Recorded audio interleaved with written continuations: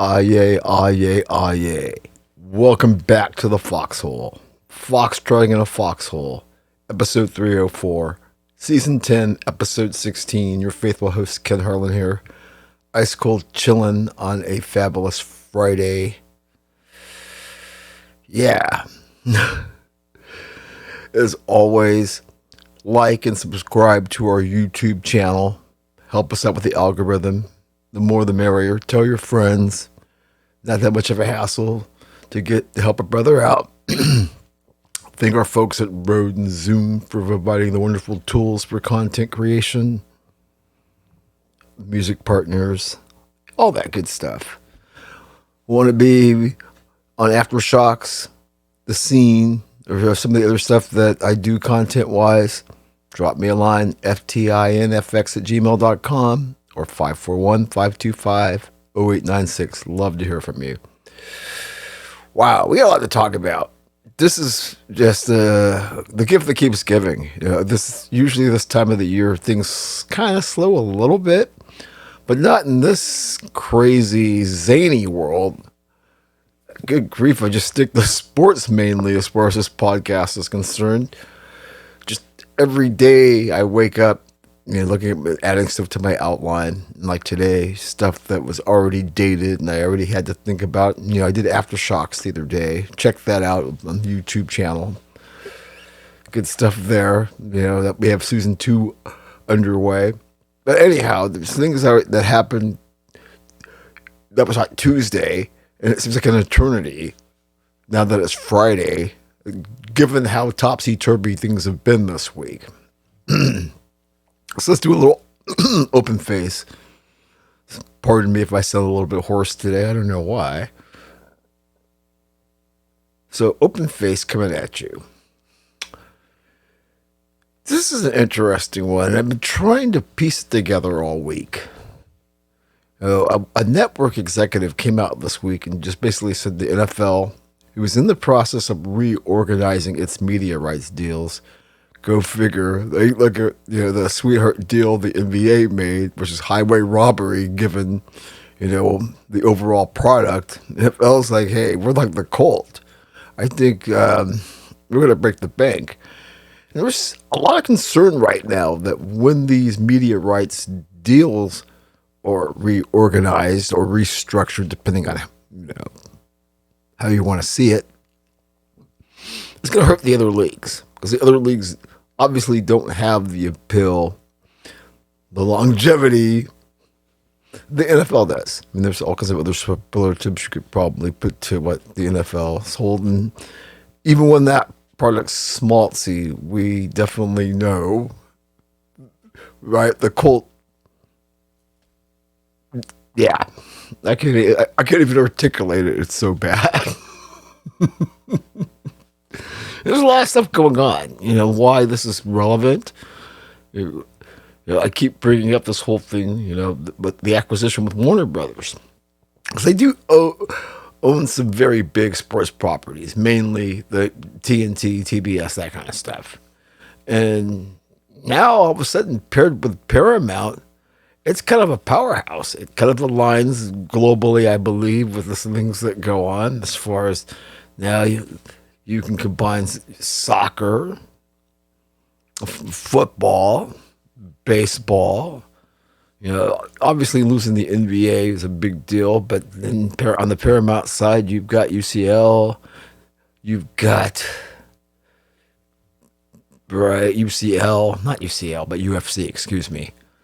Tell you, we're just all over the place. Must be because PSG got their ass kicked by Monaco, and I'm still reeling from it. But anyway, yeah, this Paramount Warner's deal is just one more thing, and you still have to look at Netflix. And I saw a little thing, I didn't have a chance to unpack it, where one of their honchos was saying, this getting into season subscription is not easy business. I said, yeah, it's not easy business. And then when you go hire L. Duncan to be the face of your big splash of the sports, that can't be easy either, I would imagine.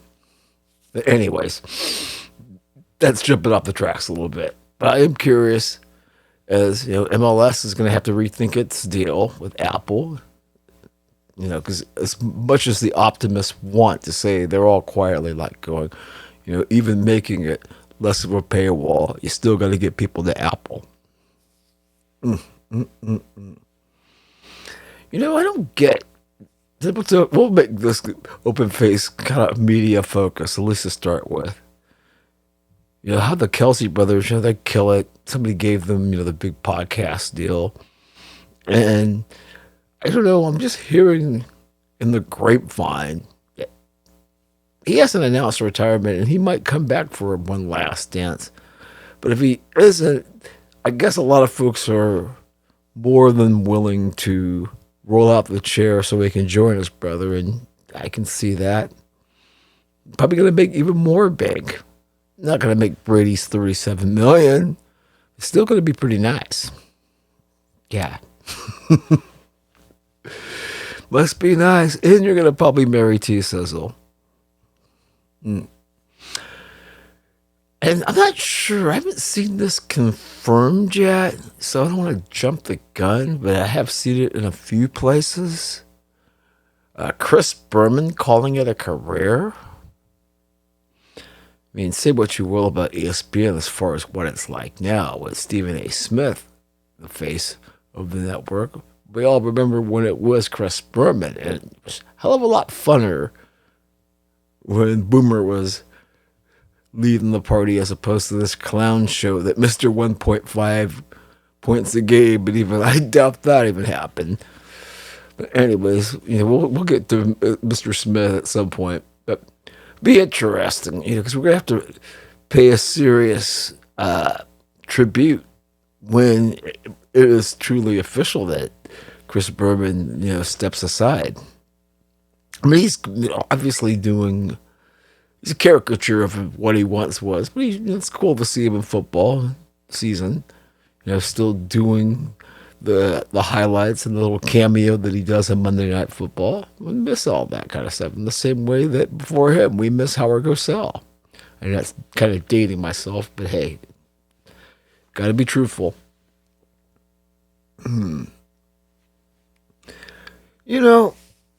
Let's see here. This is an interesting one, which I'm still trying to wrap my brains around. That media outlets are taking this poll. And this poll was done by a Vegas insider. I forget what the guy's name is. He's kind of familiar from back in the day, even when I was out in the 702. But this Vegas insider says, the poll that he took, says that Jalen Hurts is the most disliked player in the NFL. I thought, he is kind of comes across as arrogant, which I don't know whether he is or not. He just could be a confident man that's very deliberate in what he does. But it sure does seem, with all the drama, it's one thing to have a locker room full of divas, and then there's another thing to have somebody in the locker room that y'all really can't stand. We saw it in Seattle with the Legion of Boom, because am I lying in terms of there were plenty of divas in that locker room, and in the end, most of them didn't like Can I Cook with Russ Wilson. I'm kind of seeing a similar thing, but I could see how Russ rubs you the wrong way with the howdy doody bullshit. With Hurts, you got a ring. If you quit being F-wads, you'd get more, and you probably could have more. So I don't understand what the problem is there. The revolving door with the coordinators. I've never been a big fan of Sirianni. I just think and this is not me being a Commanders fan that's had lots of years of really not liking the Eagles. This is me as a podcaster. And I think a lot of people will agree. It's just not a likable bunch, especially this group of Eagles. Am I lying? You tell me. FTINFX@gmail.com or leave me a message. I'd love to hear from you. 541-525-0896. Wow. What else do we got here? I think it's kind of interesting. We've been talking about all of the documentaries, the sports documentaries, that is, that have been coming across the bow. Really excited to see this one about the Jailblazers. I'm not sure about this entry that's coming into the airwaves at some point this year, I guess. But Lamar Odom is getting the treatment, as I like to call him, sweet and low. Seldom sweet, often low. But I've got nothing but love for number 7 as far as his days with the Lakers are concerned.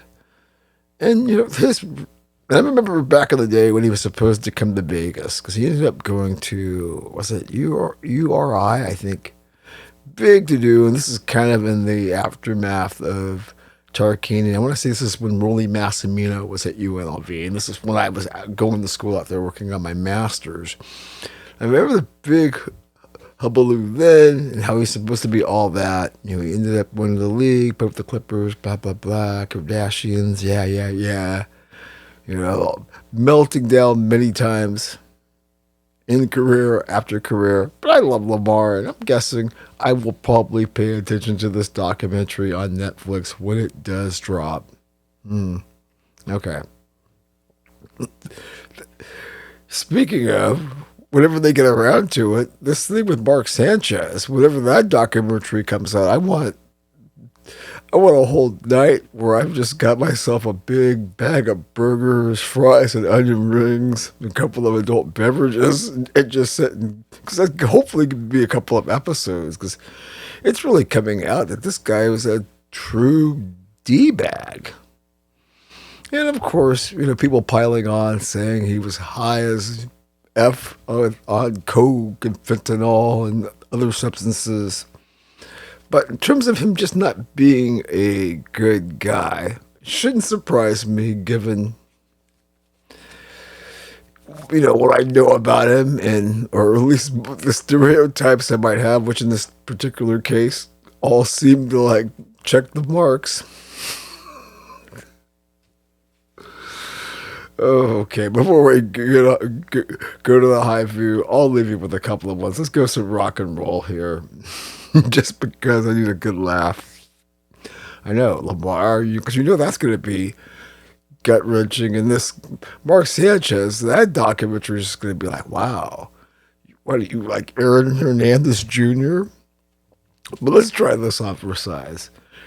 This week's just because you can doesn't mean you should. So they've arranged the dates, and I guess I'll reschedule them. But the Sex Pistols without Johnny Rotten, a.k.a. Johnny Lydon, are coming to America this year. Now, given how long in the tooth I am, at some point, you just really shouldn't do these things. And I know you folks that like to get nostalgic. I think with a lot of these punk and metal acts, it's just, you look at it and just go, how sensical is this, other than there's suckers who will shell off that money just so they can spit a loogie on you. But, if you're in your 70s, do you really want people spitting on you and reliving that nonsense? And if you were going to do that, singers change all the time. Brian Johnson, Bon Scott. But there's something about the Sex Pistols. There's a reason why the Clash, after Joe Strummer departed us, never reformed. Wouldn't even play together when they got inducted into the Rock and Roll Hall of Fame. And you shouldn't have Sex Pistols. Yeah, even the weird shit with they did with the Great Rock and Roll Swindle. But you're going to go tour, and it's not Johnny Lydon. Yeah, okay. Rotten Johnny.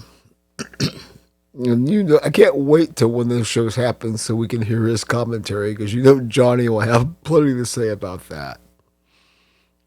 Okay, for our Oliver Stone take of the week, gotta love Billy Corgan, of Smashing Pumpkins fame.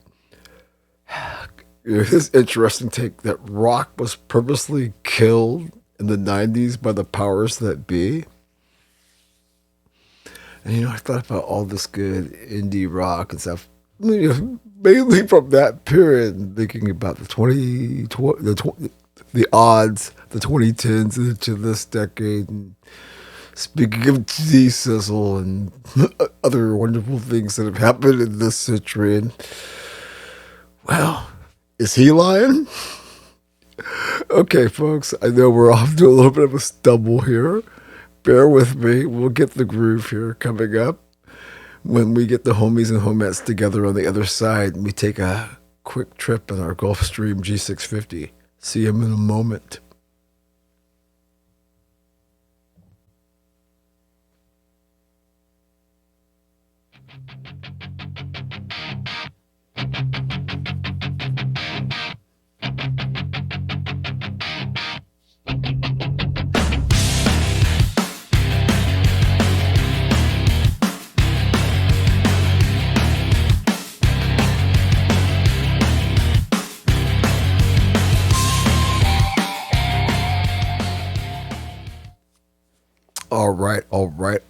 All right then. Welcome back to the Foxhole. Your faithful host, Ken Harlan here. Ice cold, chilling like a funky cold Medina. TGIF in it. All right. Let's get the homies and homettes together. It's Fabulous Friday.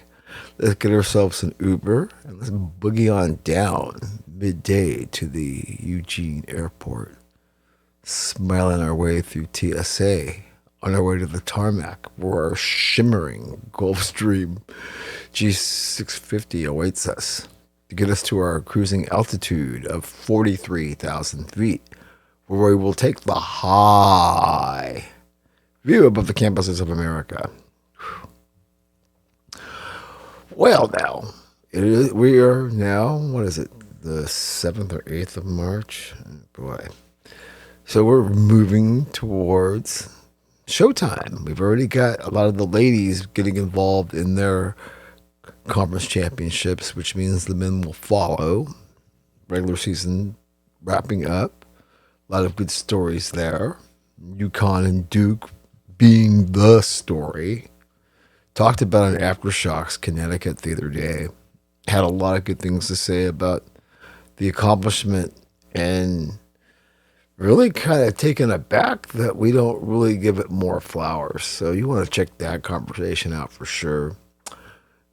Duke, John Shire, just balling. Great teams in the top 4 or 5, and there have been some great matchups. No matter how much I have kind of dismissed college basketball at this point.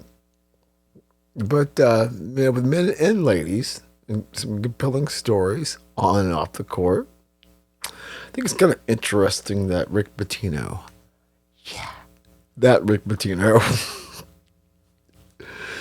You love, these coaches. Sometimes it's word salad, and then sometimes it's just like, gee, okay, thanks, Sherlock. Thanks for the wisdom. And this has to be right there with them.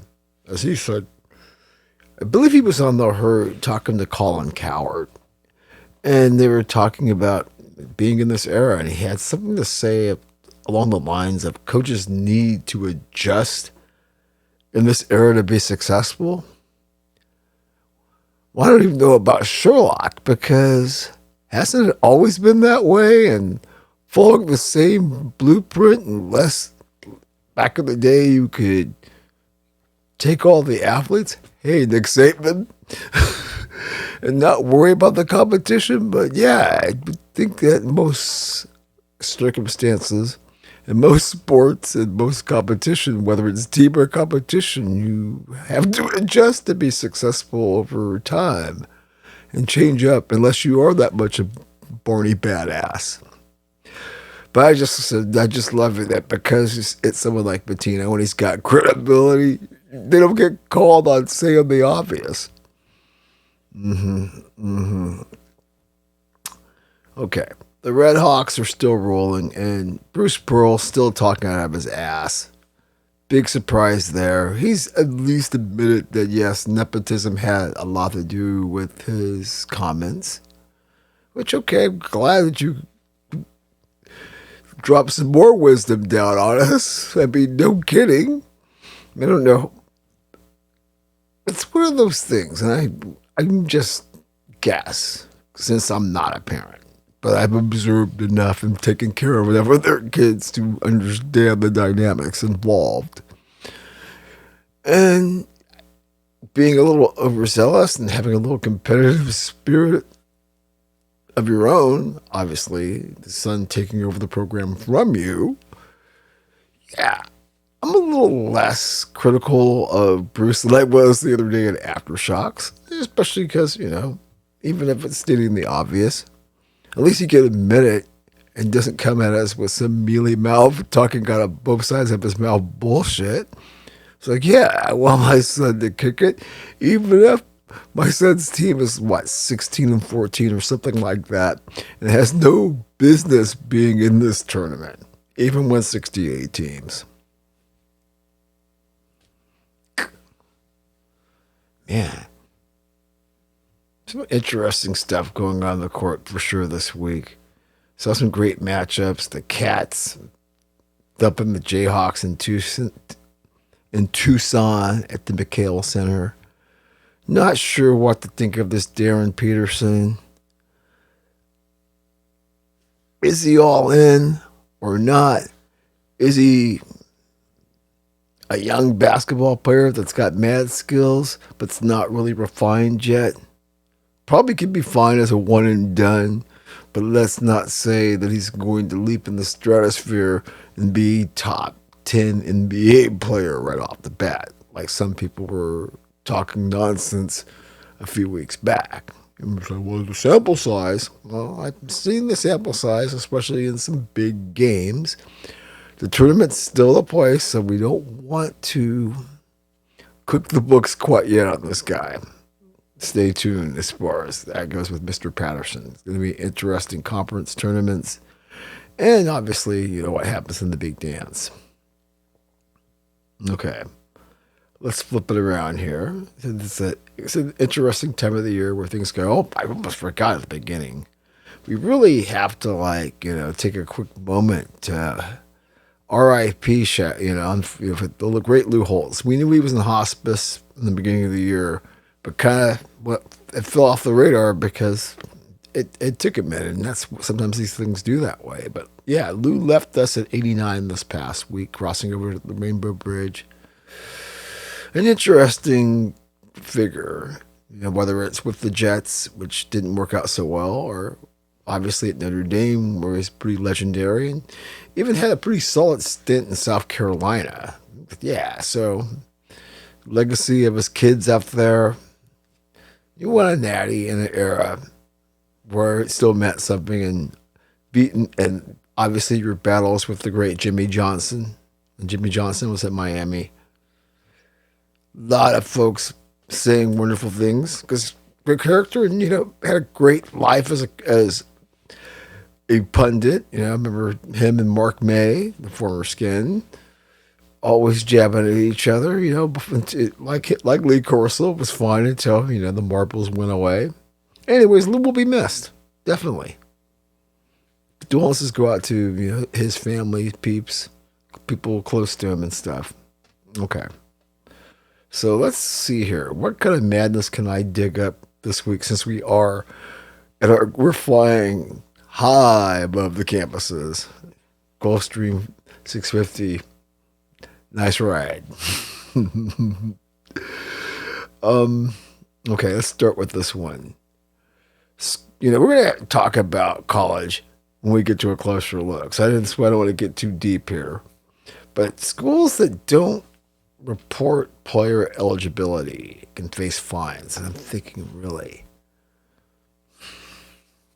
So what, we're worried about pissing off our prediction market and gambling partners. They're now dictating policy because you never really cared before. Why do you care now? Because obviously you're getting that money from these entities, and they're putting the pressure on you like, hey, teams cannot be withholding that information. To telling you, this world is just so chock full of hypocrisies and probably unethical stuff that's going on, and nobody's doing a damn thing about it. Just letting it happen. Okay.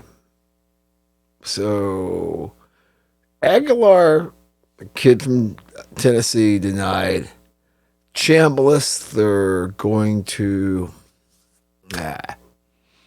NCAA is going to fight that. This is the kid from Ole Miss. So I'm going to have a lot to say and a closer look about all of that stuff because we've reached a breaking point, in my opinion. You know, I've been talking about this from the beginning because that's when we started doing this podcast, when this madness ensued. When we somehow bought some bullshit lie like, hey, I'm risking my life during COVID, I should get paid. And all of a sudden it led to where we are now. Quite a leap, you know, to the, what do they call that on Everest? You know, the front porch. The Hillary step. Let's see, what else could I pick out here? My goodness. You see that brawl with South Alabama and Coastal Carolina where the referee got knocked the F out? Man, you gotta give the ladies this. And the dudes just like saying, oh, you want to see some thug life shit? Check this out. Yeah, it was really fitting for the way this week went on. If you know what I'm talking about, this goes beyond sports. But yeah, that was if we were making a collage, that would be a good snapshot to put in there as far as how wacky this week has gone. Another weird thing, the whole Brian Potta, the cat from Miami back in the day when Larry Coker was still there, Greg Olson and all those guys. Kind of the last of the early 2000s great Miami teams, and he was part of this big murder case. Have you seen the U Part 2? And it took them till now to get somebody on trial, and apparently the prosecution dropped the ball and it was declared a mistrial. But I'm just sitting there thinking, good grief. What was that, like 2006? And it's 2026? I don't know about you, but my memory, and I got a pretty good memory too. I'm like, how are they really extracting details? And I don't know if you know about this case. You should look it up. There's plenty of stuff on YouTube. And there's some messed up stuff as far as this goes in terms of witness that was supposedly dead that's actually alive but doesn't really have their facility, so it's not all the trouble you're going through for somebody whose credibility you really can't count on. I feel for his family looking for justice. You know, it's been a long time. Okay. I'll leave you with this one. Another head scratcher. Arkansas. The Razorbacks. They've announced that they are finally going to erect a statue for Nolan Richardson. Remember Nolan Richardson, 40 Minutes of Hell, won a natty back in the 90s? And I'm with the player when they asked him. They didn't have to, like, quote his slang or, you know, I'm not going there, but definitely playing into the culture part of it, not wanting to get called out for it. But it's like, come on, man. Can we speak proper English here? It's not that much. You are in a place of higher learning the last time I checked. But anyways, aside from that, I'm with it. What took y'all so long? Last time I checked, y'all ain't got close to sniffing a national championship since Mr. Nolan then boogied on out of there. I was thinking, God, those teams were badass. And you know, he was one of those cats that you were kind of afraid of. Like I said, yeah, we want to go in the alley and talk about this. You know, teams that just took it to you. And I am very surprised. I mean, hell, Shedeur and Travis Hunter basically are mediocre teams, and you got Dion retired their jerseys and want to rename the stadium after him. Someone like Nolan Richardson at a school that actually did something, taking this long to have a statue on campus in front of the arena. You know what I always say? Interesting times we're living in. Mm-mm-mm. All right, folks. We're going to get the plane back on the ground. When we come back, we'll do a little something you should probably know on the other side. See you momentarily.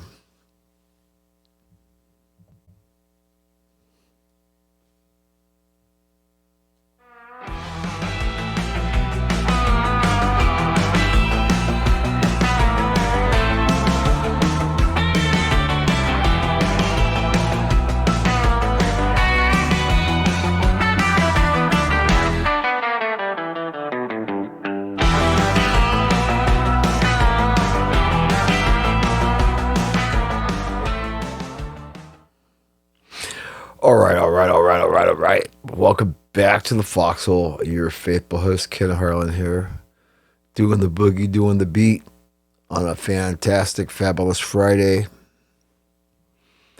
Wonder if you all got any fun plans tonight.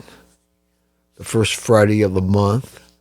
Go out there and do the Friday art walk or something like that, or go see some music. Anyhow, it's time for one of our favorite segments of the Foxtrotting and the Foxhole podcast. Something you should probably know, or things that happened this past week in the world of sports you might want to know or possibly care about.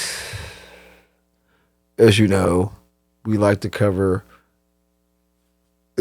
all sports if possible. If there's something worth talking about, we're trying to offer a point or two, always a little something, something. Okay. I talked about this the other day on Aftershocks when the whole thing with Jordan and 23XI, aka 2311, winning 3 in a row. I've spoken to the corner man.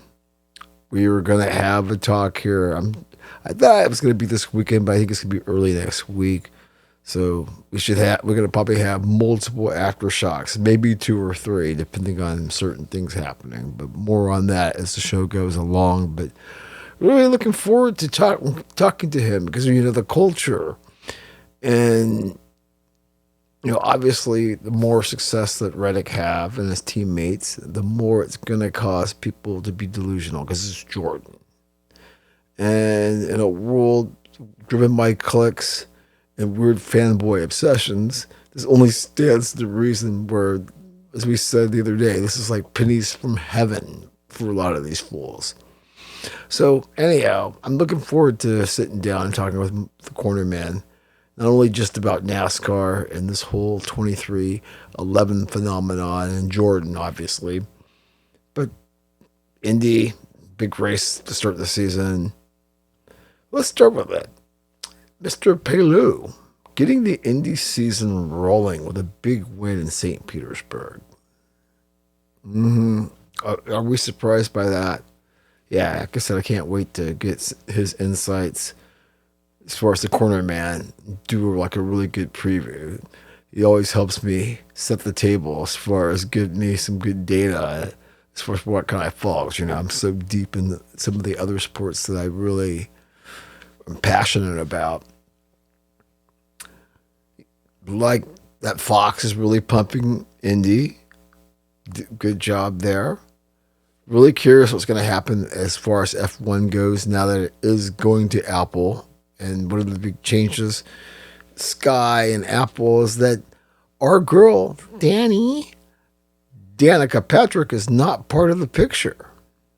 I know she's out there on Twitter doing Danica kind of things. And she got some slings from Aaron Rodgers this week, too. So, not a good week for Danica. But Danica's out. A lot of the folks on the blue side of the aisle feel she's being punished because she's too much of a MAGA, because she is pretty open when it comes to her love for Donald Trump and the GOP and all that kind of stuff. And we would be naive to think that didn't play a role as far as that goes. But what I'm understanding, it's a combination of some of that, and many of the global audience thought she was annoying, which I thought was interesting. I mean, there's annoying, and I don't think Danny really fits in that category. I mean, you're always going to have issues with the gearheads that says she was just a pretty face with a cute butt that couldn't drive to save her life. But that's not true either. That's way too harsh. And I do feel that, yeah, she obviously wasn't clicking with a global audience. And if you are outspoken in MAGA in certain circles, they will come at you. Because obviously, if it was still on Fox, it probably wouldn't be a problem. But Apple taking over and working with Sky, it probably was. Can't wait to find out more about that. Okay. All right, let's go grab our golf cart. Let's head to the course. See what's happening. This is interesting. The whole thing with John Rahm fighting with the DP Tour, it's just another son of a broken system. I didn't even want to dig into the details when I saw it, and I know Rory had his 37 cents on it. But just sit here and think of all of these competing tours, all those big bags of cash, and as I said all along, I mean, just because I say it doesn't mean it has to happen.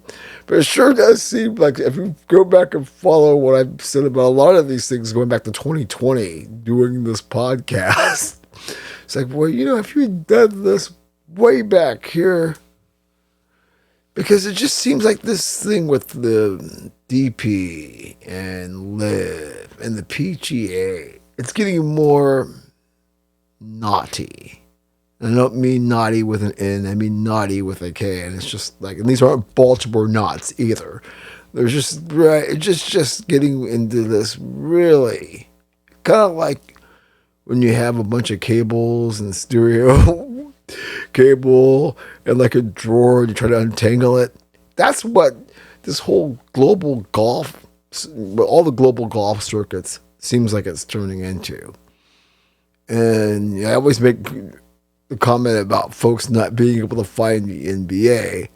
It's just as hard trying to figure out what to follow in golf and why to follow it.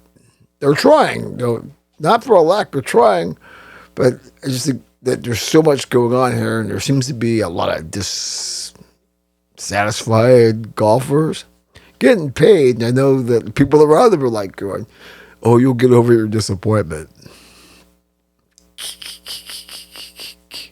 Actually, in the course last week, they were also in Florida. You see the guy, Echeverria, winning when Shane Lowry, who's never won here on the American soil, completely melted down, hit the water. What was it on 16 and 17, or was it 17 and 18? Double the both. Michelle shot a 69, which tells you he had it dialed in, and then all of a sudden, hey, wait, I am stateside, so I gotta like give all the money that was in my wallet to the gallery because I can't win this in America. Apparently, I don't know, but good for Echeverria. Nice payday. What else is going on course wise? The USGA is going to name all of its amateur awards after Tiger, given the success that Tiger had. Okay, fine. We got no problems with that, do you? Speaking of Tiger, you see Tiger ramping that guy up for his TGL team, and the guy drains a hole-in-one. Problem is, when you're watching this, and I'm still trying to find a way to consume it, or find a reason to consume it would be a better way of stating that. But seeing the guy hit the hole-in-one, it just doesn't cut the same in the virtual way. I mean, I'm still trying to make my first hole-in-one in Golf Plus, so maybe it'll be different. But I'm sitting there and look at this and go, somehow, watching this in TGL, it's just not hitting the mark. I mean, maybe I sound a little sour and a curmudgeon when I say that, but I gotta be honest. I hit a hole-in-one and it was cool, but it just didn't move the needle in the way you would think. Okay, what else do we got? Yeah, I don't know. Packing money. Pacquiao Mayweather. I think people are still kind of perplexed. They really want to call boxing out for letting this mockery move forward. But like with so many things that we'll get to as the show moves along, we don't have adults in the room, and our desire to be entertained is completely clouding our judgment, and nobody's ever putting their foot down and saying no. There are some things we do not need to see or allow happen. I think this is one of them. How about Logan Paul? I mean, obviously we don't need his brother back in the ring, but he's issuing a challenge to football players. He got into a little thing with Brady, but of course I think that's all so they can have some WWE bullshit, when it comes to the Death Star in Las Vegas, Allegiant Stadium. So I'm not buying any of that. But I think it is interesting that he says he's issuing a challenge. So he'll give $1 million to any football player that can beat him in the ring. And I'm guessing he's, talking octagon style, because there are some guys out there like Le'Veon Bell and others boxing who might be able to take him down. But I'm saying for $1 million out there, I'm sure somebody in their entourage is saying, yeah, man, I think you can take him. Stay tuned as far as that goes. Okay, I'll leave you with a positive one. How about that stone for our girl, Aranya Sabalenka? That is Sabalenka tennis badass that she is. Yeah, she had the whole thing with the dude that offed himself, and that was kind of weird. But yeah, she's found love again, and yeah, I was pretty impressed with that stone that she was sporting. Everybody's gonna have the cute Instagram picture and looks all charming, but good for her. All right, folks, that's something you should probably know. When we return, we'll start getting down and dirty and talk the association next. See you momentarily.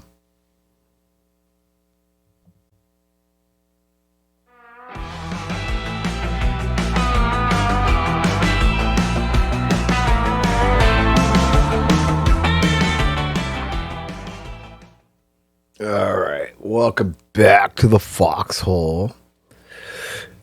Your faithful host, Ken Harlan here, adjusting to all kinds of technical wonkiness. In case you hear a hum in the background, it's just, it's something that's going on here in Studio B, and we apologize for that.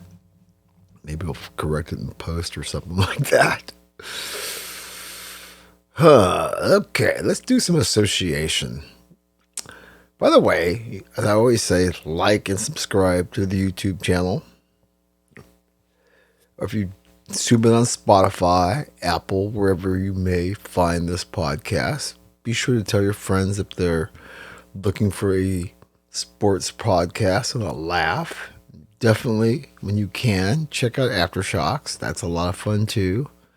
Definitely would like to see more of you that like to check out sports, get you on there, and we'll have some fun. As I said, we're going to have the corner man here pretty soon, and I'm really looking forward to that. Okay, enough rambling. Boy, it's like, ever since I've kind of switched to doing this more on Fridays as opposed to Thursdays, so everything kind of runs Friday to Friday. Yeah. And it amazes me because I'll do this. This is like 3 o'clock Pacific time when I'm recording this. And so you'll get so by the time I get the episode out and whatnot, and watching the Friday night games, Then you get to a week later, and these are usually like my early bullet points because it was obviously a big game with Denver and OKC last Friday night. They got very spicy. But as always, I get to this point, looking back at the outline that I've made, I'm like, going, God, that seems that was 3 lifetimes ago, and it was, given how much has happened. Right? When you sit there and think about, the Lakers beating a terrible Golden State squad in San Francisco was a Saturday night. Then last night, the Warriors, which I still say is a terrible squad, somehow beating the Rockets that everybody's really fond of. And it always goes back to make it make sense. A lot of teams up and down this week.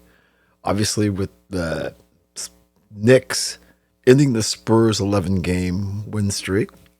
I talked about that on Aftershocks the other day. A lot of folks very excited that the Knicks have somehow, I don't know, righted the ship. That's not because they played OKC, and give the Knicks credit. Knicks hung tough, but OKC showed why they're the champs. That was kind of interesting that Mr. Peabody definitely had a few choice things to say, but like Rick Pitino, kind of Sherlocking us in terms of that SGA knows how to manipulate the calls. But there's always going to be somebody. A couple of years ago, it used to be Harden, going all the way back to Karl Malone, right? You breathe on him. There's always going to be somebody that is a foul magnet and can get to the line. And the Knicks, I know, what are they? Something like 14 of 19. This is 14 of their last 19 games. So yeah, they're fine. I don't know they got the Spurs number, but I don't think they're good enough to beat a completely healthy Oklahoma City. About that.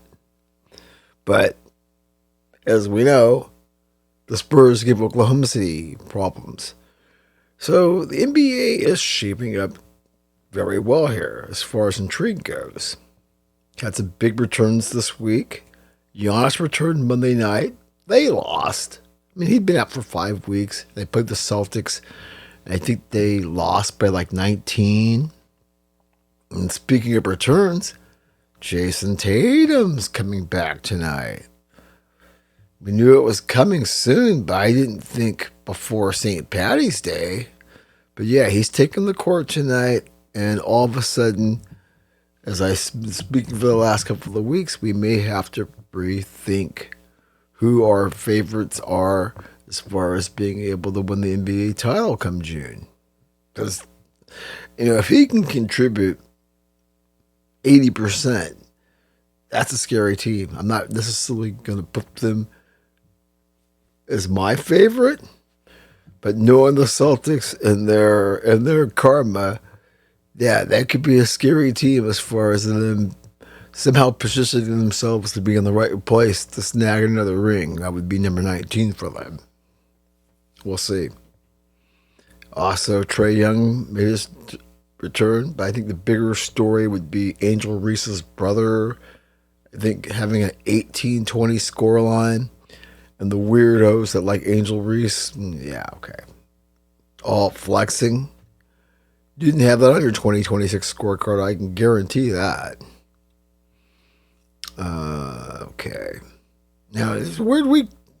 So much up and down stuff as we move to the second week of March. And this, we talked about the Celtics beating down the Bucks. And then they go play the Hornets, who arguably have been the hottest team in the NBA through the first, 2 months and some change.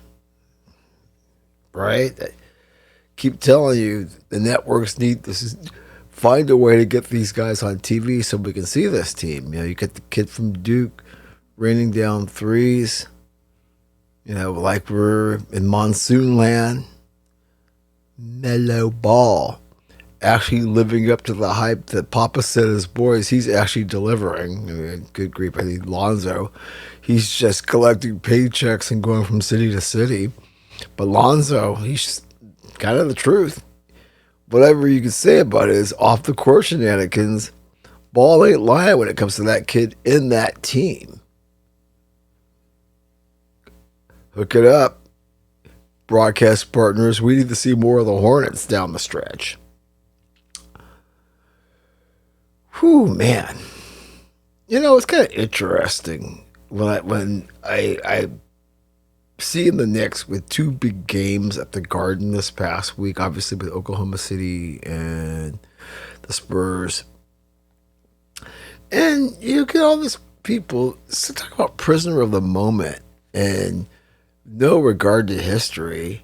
When people were saying, you know, if Brunson could lift the Knicks to the title, he might be the greatest Knick ever. And I'm thinking, even if he got the Knicks to the title, as probable as that looks right now, would that put him over the great Willis Reed, the great Walt Frazier?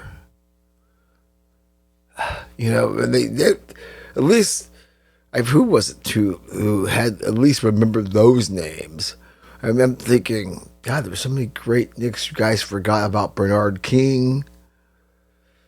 Just so funny that all of a sudden, if they get there, I mean, obviously, since they haven't won an NBA championship since 1973, he would immediately go, you know, on a Mount Rushmore. But to say he's the greatest Knick, especially given the lore, yeah, okay, there's not championships in there, but they're still great teams. And it's not some of these guys that were on the Knicks that, when they were good, going up against Jordan, Kareem, the Bad Boy Pistons, the Bird Mikhail Parrish Celtics, and stuff like that. So it's not like, you know, the Knicks are chokers. It's just like, yeah, some of these guys, some of these great Knicks played in an era of some really dominant teams. And no, if the Knicks were somehow to win this, Jalen Brunson, unless he just really told everybody to hop on his back and just, you know, kind of like what, I don't know. I can't think of anything comparable that I've seen that would make me think he would be the greatest Knick if they won. I'd put him on Mount Rushmore, no doubt. The greatest Knick, definitely not. Boy, that was a long-winded ramble, wasn't it? God, then you've got Zion, who'd played in 35 consecutive games before having to lose, I don't know, let's phrase this the right way, Ken. He had to sit out a game. And of course, it led to a conversation about how much unfulfilled promise there is with this kid. And we all know that. And Stephen A. Smith trying to clap back. And I love the Pels clapping back about his no-balling ass. So amazing that this guy coming at them and having the nerve to say, my popularity. I don't know how he has so much popularity, because if that's so, then some generation or some demographic, y'all silly as fuck. Yeah, and this guy walking around talking about his popularity like he's a 12-year-old girl on TikTok, gotta be one of the more nauseating things I've seen thus far in 2026. And whatever, I don't know, whatever coolness I had for the guy, and I say coolness, not cool and coolness, but I have coolness about my takes. See, I was knocking him off the left field wall pretty much every episode, and I still could. I'm like, okay, we're not going to bother with Stephen A. Smith. And then he does some childish shit like this. Especially, I mean, you're going to come at their player who's trying hard. I mean, 35 games consecutive for him, that's impressive. And yes, would we like to see more from him? Of course we would. But in this entitled fucking soft-ass era, we shouldn't be disappointed and we shouldn't be so judgmental like everybody was when he actually missed the game, instead of saying, well, okay, can he get back to the lineups quicker? And I know people are going to say, come on, kid. AD played 68 games once too, and you still call him the fucking glass man. Pardon my language. And y'all got a point there. But I don't know. I just feel Stephen A. Smith trying to like show how powerful, influential he is. Dude, this isn't TikTok, okay? And why people keep giving him bags of cash is beyond me. Man, LeBron hits another career milestone in a loss to Denver last night. The Spurs beat the Pistons, something to keep an eye on. Although, as time moves deeper into 2026, the less I feel the Pistons will be in the finals. Like everybody else, I was like everybody else, I should say, early in the year, and I'm talking 2026, was kind of sipping on the Kool-Aid a little bit, like, yeah, I can see the Pistons in the finals. And it wouldn't shock me, but I'm feeling that less and less the deeper we get into 2026 as far as the Pistons are concerned. The Spurs, I can see that too. But if we get in the playoffs, I don't know if they have the mettle for that. I don't know if some of the vets they have will be healthy either. Okay. Boy, I don't know. I talked about a lot about this the other day. I want to not too get crazy here, but how about the queens of the court? That's right, the WNBA. Just about to set the whole barn on fire with their shenanigans. And, I had a lot to say, but this could be a weird point in history where the empowerment could take your own ball and go do your thing. I was being nice at the time because I knew it wasn't possible. But these fools, man, they would screw up a microwave burrito with all the discord in their ranks. There's plenty of podcasts out there that are going on with the state of things or the lack thereof with the players' union. I've talked about on Aftershocks the other day. We are starting to see some fissures along racial lines. Not that it's a race thing, but I do think some of the cutie pies that can get better endorsement deals as opposed to the more, ball players. And those folks are like going, yeah, we want to play. And then you've got the sense of, no, they're going to pay us what they owe us. And meanwhile, the NBA, who owns the WNBA, and Mr. Silver can sit there and just go, fine, we will lock your ass out. And this is not the year, as the lovely Rachel Demita has pointed out, for you to be pulling this shit. With the World Cup going on, with the World Baseball Classic going on right now. This is not the year to be dumb when you are one of those weird sports that have a window where you're not really going up against the NFL, college football, and some of the other things that dominate our attention spans. And yet, here you all still act like a bunch of fools. And the messaging on all sides, whether it's the players, the union, or the people who speak, for the ladies. I mean, I've heard some stuff that made my mind melt as far as like, what the hell are you even saying in terms of what the players really want and what you really need to get out of this. I mean, the amount of word salad and word smithing you're getting from these people, it's just like, spit it out. Are they going to get to a deal, or are they going to burn the motherfucker down and burn everything good they had going? That's all we want to hear. I don't need to get into all the minutia that some of you folks that somehow people put a microphone on you. I didn't even know there was a WNBA on NBC, but yeah, they've got some real peaches in a can as far as pundits go, as from what I've seen. I want to be completely dismissive, but what sample size that I'm seeing, yeah, definitely will be reaching for the mute button if I do go down that road. Okay, not to say probably on the next Aftershocks, because that's by the time I drop the next Aftershocks is the deadline that Commissioner Silver has set for them to figure it out to keep the season intact. And I think once you get to that point, and before I do diverge from that, I must say it is pretty funny.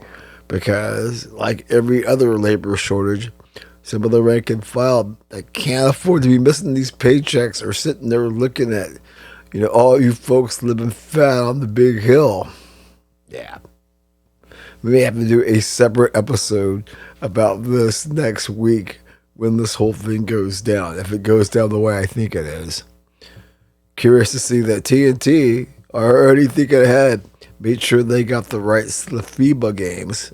So USA women's team with Caitlin Clark, CK22, the Ivory Queen.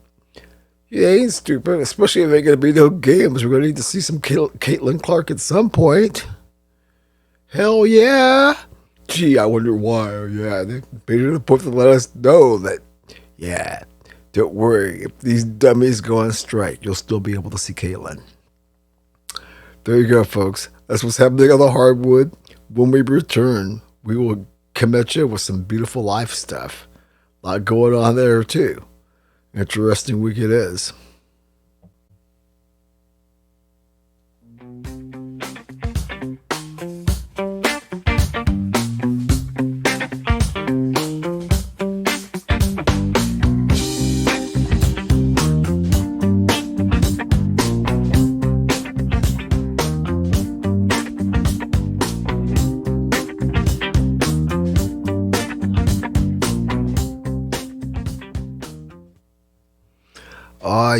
Ah, yeah. Faithful host Ken Harlan here, back with you, Foxtrotting in the Foxhole, episode 304. What is this like? Yes, episode 16 of season 10. Halfway through season 10, y'all. And a minty fresh season of Aftershocks is underway, so yeah. We're making it happen in the Foxhole for sure right now. All right. Let's go pitch side. A lot going on there. As I said, I watched PSG get bitch slapped at the Parc des Princes by Monaco today, so that's why I'm a little salty and off kilter, because as they were, might as well immolate the artist. I mentioned this on Aftershocks the other day. When we reached the 100-day mark in terms of days, 100 days remaining until the World Cup kicks off. And wow, that has really set off a onslaught of hype, promotion, all of us, dropping that, hitting the dinner bell saying, okay, folks, it's on now. Let's really start putting our World Cup faces and mentalities on. And kind of a cool thing to see. I love the networks definitely waving the pom-poms and the city's getting excited. There's still some crazy shit going on in Foxborough, which is in alignment with what's been going on this year in terms of them feeling they don't have enough money for security and threatening to do this and do that. So I expect all sorts of shenanigans the closer we get to ground zero as far as the World Cup being off the ground and running. Yeah. So along those lines, let's talk about the ladies, the United States women's national team, rocking in the sheep leaves. So far, they're 2-0. No surprises there. The usual suspects doing that voodoo that they do. Miss Emma Hayes being cooler than the polar ice cap. Half the time it's like, okay, we got the goal that we need. Now can we get out of here so I can go slam a couple of cold ones and break out a Cuban cigar or two? Yeah, all good there. I was a little perplexed because they're always talking about, the kind of engagement they get at their games as opposed to, the men, the men and their level of disappointments in the past. Nobody's arguing that. I just found it very disconcerting because there was that beautiful stadium they have in Nashville, where National City, what is it like called? Geodis Parker, I believe it's called. There were a lot of empty seats. Not embarrassing, But for our ladies, I was just like going, that's interesting, especially, this is soccer fever right now, soccer fever year in America. And obviously she believes Cup is something we take seriously and whatnot. And it's also empty seats. But then again, you can only stretch your dollar so far, I guess. Okay. What else is going on here? Let's take a quick look globally. Once again, this seems like this was like 8,000 years ago. What was this? Over the weekend when Arsenal beat 10-man Chelsea 2-1. Arsenal won the other day, so what do they lead by 7, I think it is? Kind of cruising. Every time City tries to make them blink, maybe wince for a second, and City's got its own set of stumbles going on. Another takeaway from England. United finally losing under Michael Carrick the other day. Had to happen at some point. And what I did say about the Spurs, that I did not think they would be relegated. Well, after watching them fall apart the other day, when they were up, lost the guy, and then lost a man, ended up giving goals away like no tomorrow. Yeah, I could totally see them getting relegated. I didn't think it was possible when I made those comments a couple of weeks ago. But this team, as far as what it's doing in league play right now, very cagata. And I know plenty of Spurs fans. We know who owns them and all that beautiful facility. They are not going to be happy going down to the championship, let me tell you. Oof. Yeah, can you imagine that? We're on the precipice of it. See, Ken, this is why Pro Rel is such a compelling element to the game. It needs to be implemented in all of football proper. Yeah, well, it is compelling, I will say that. When you see a team like the Spurs or you see a team like Leicester City going back and forth. Okay. Man, speaking of United, I think this is interesting. So they're raising their ticket prices, I believe, something like 5% or 5 to 8%. And people always, you're going to raise the price on them. They're going to have something to say. And I'm kind of thinking along those lines. You're sitting there justifying it.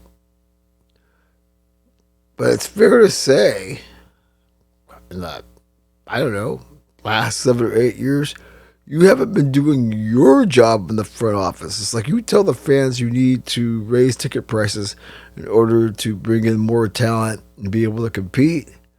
Well, that would suggest that you're doing your job and bringing the right people in.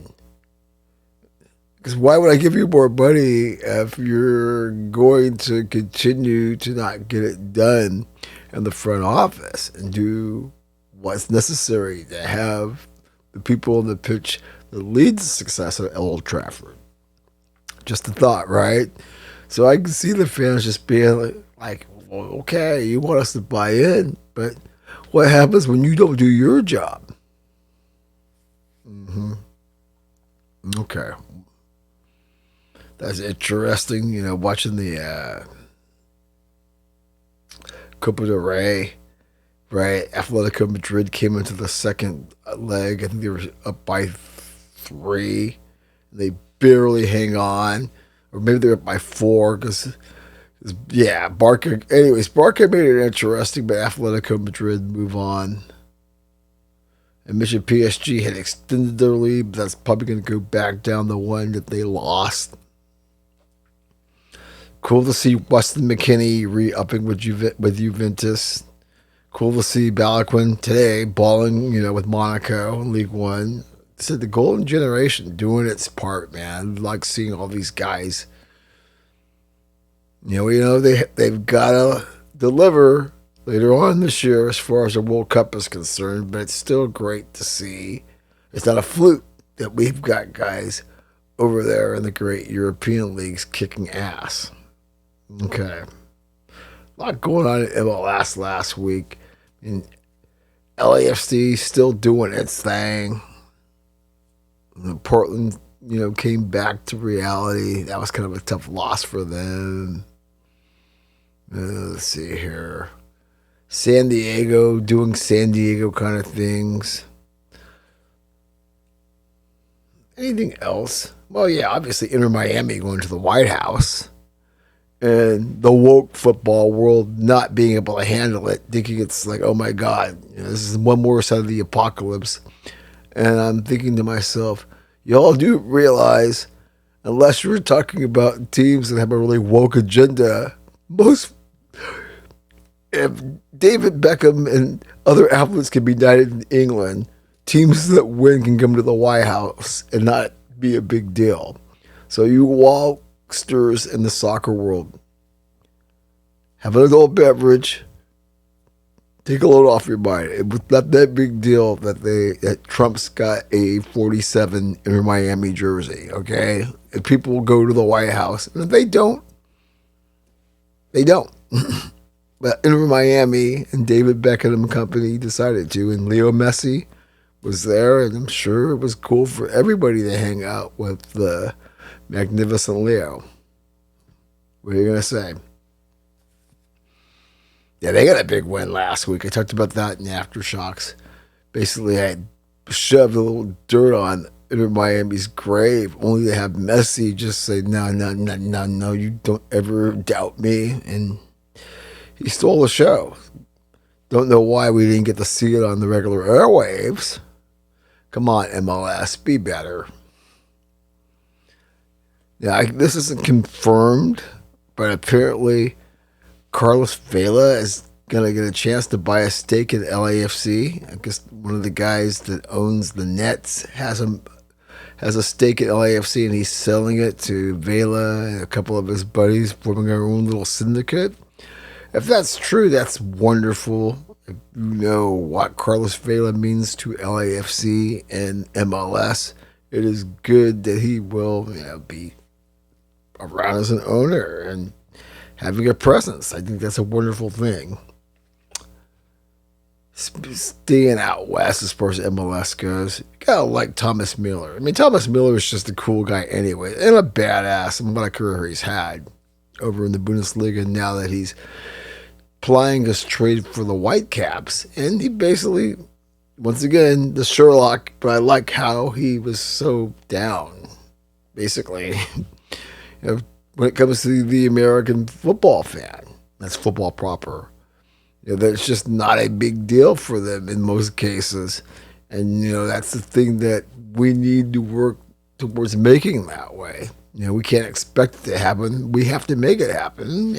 Every time he gets interviewed, he's so laid back. Obviously, he's on the last lap, getting a nice paycheck, good experience for his family, and he's just sort of looking at the landscape, and it's just like, yeah, this is not what I'm used to, but he gets it. And he gets that it's lower in the hierarchy as far as sports that are popular on this side of the pond. All good stuff there. I think it's really interesting to see Mr. Fabrizio, Mr. Romano, catching all kinds of strays. If you know football proper, soccer, the beautiful game, you know that Fabrizio is somebody, when it comes to dropping rumors and takes, he's basically like the charms of soccer. That you actually believe when he tweets something is probably happening, as opposed to all the other fuckers out there who are just mining for clicks and sensationalism. But apparently, he's been taking checks and he's making, money for some Saudi federations or something like that. And a lot of folks aren't happy about it, just calling him a POS for doing that. But I'm like, hey, if you're not going to completely condemn homegirl, the arrogant chick that's at all the fashion shows, walking the catwalk, the Olympics, what is she, a skater or something like that, or a skier, speed skater? She can go take a check from China Fabricio can take a check from Saudi. It's no different from John Rahm and Brooks Koepka cashing those checks too. It's just deal with it, people. You might want to take a shower when you read some of these things because you feel dirty. But there's a lot of things you can feel dirty about in this world, and get the big bag of cash if that happens to be one of them. Oh well, as Chris Rock says, I understand. Okay, folks. When we return, we will do some Nightfall of Diamonds. See you momentarily.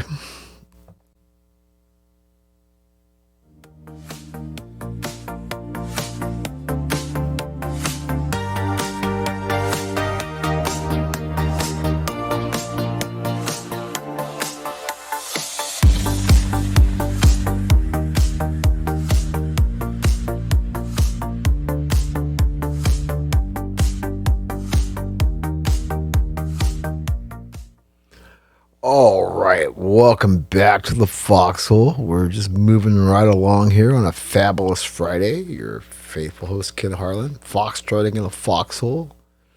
Season 10, episode 16, number 304 overall. Winding into a wonderful weekend ahead. A lot of fun stuff, I'm sure all of you have planned with your favorite peoples. All right. So we just got done talking a little soccer. Let's go do the Nightfall of Diamonds. We do Nightfall of Diamonds. Before we talk a little baseball, we got to do the real Nightfall of Diamonds. With the dark star crashes, the mirror shatters. Okay. I don't know what to make of this one. Apparently, John Mayer, that John Mayer, one of my favorite people, he is launching a Grateful Dead dance party show, I guess, or something on Sirius XM. And I thought, okay, yeah, you earned your cachet being, the hired gun for the snooze factory and the cash cow that it was. You're entitled. You doing a serious show is a lot better than you trying to keep Snooze and Company alive. I will grant you that. Okay? I can't grant you much more than that. It's like, this. Even if I had Sirius XM, I wouldn't be tuning in. I don't even listen to good Dead podcasts just because there's so many great tapes that people like Charlie Miller drop that I need to get to when would I ever have time, and making my own content and stuff like that. Not that I don't listen to other people's content, I do. Just not so much the Deadhead stuff. But anyways, good luck for John as far as that goes. From the Department of, is there anything sacred left? Of course not. That went out years ago. This we know. But it's like I just saw that Nike's doing another dump, and Keezy and all those folks, or the Keezys, basically doing another shameless photo shoot in front of Matt Court. So you'll buy more Dead-related Nike gear. Upper Deck is releasing a Grateful Dead's trading card set. So what? Are we going to trade 2 dancing bears for the cutie pie, selling the veggie burritos and the ice cold Heinekens? What are the cards going to be, man? Shit. You can't make this shit up. And lastly, this is, kind of a reach, but it's still a connection. Seeing that, 427-71, a favorite of mine, the Beach Boys and the Dead, because at Fillmore East. Great set, especially to help me Rhonda and all that kind of stuff. Anyways, Bruce Johnson leaving the Beach Boys after 61 years, it was announced this week. 61 years. I get around all right. So Yeah, I'm sure and the fact that you've had to put up with Mike Love all that time. Yeah, did I say that? Ooh. Anyhow, incredible ride, Bruce. Enjoy whatever you're doing next. You can say that. All right, folks, we'll hop off the hippie bus and talk some real baseball. How about Jackson Profar staring down the barrel of a 162 game suspension? PADs, PAD, PAD. And you all keep telling me how clean this shit is, as far as the sport itself. British Petroleum, as far as that goes. And leave it to the players' union. One of the strongest ones got to fight it tooth and nail because they don't want more stringent testing. Because the more you see somebody who, if you get 162 games, or a two-time offender, which is like, do we really want baseball getting more suspicious of the mofos who aren't getting caught? So there's other, monetary reasons as well. Having to forfeit all the cash. Of course they're going to push back. Can't wait to see how this plays. But yeah, I've been skeptical for a while in terms of the sport being clean. I just think there's too much money out there for anything to be clean and on the up and up at this point. All right. WBC is off and running. Of course, I was too busy last night to see my man Shohei hit a grand slam. But obviously him hitting a grand slam in Japan's opening game tells you he's ready to go to battle. Simple as that. Now, I've been seeing Australia. Like the atmosphere. Looking forward to watching some more over the weekend. Very excited that the WBC is upon us. Let it shape out a little bit more before I really give some insights as far as that goes, other than just being really excited that it's happening. Wow. Let me see what else do I have here. Kind of interesting with Kyler Murray being released by the Cardinals. The A's have sent overtures saying, hey, if you wanted to go back to baseball, we would be interested. And you hear someone like Colin Cowherd, oh no, that's not really a good idea. Baseball, he's been away from baseball too long. I'm like, that's not the point, dummy. The point being is that the A's, not being a hit in Sacramento, having the eyes of baseball directed towards them, might be worth taking a flyer on Kyler to see if he can still play. It is entertainment. Sometimes I think you jackasses that want to get on your high horse about something, forget about that. Even when you're in the entertainment business. Think about that one. Yeah, I know, right?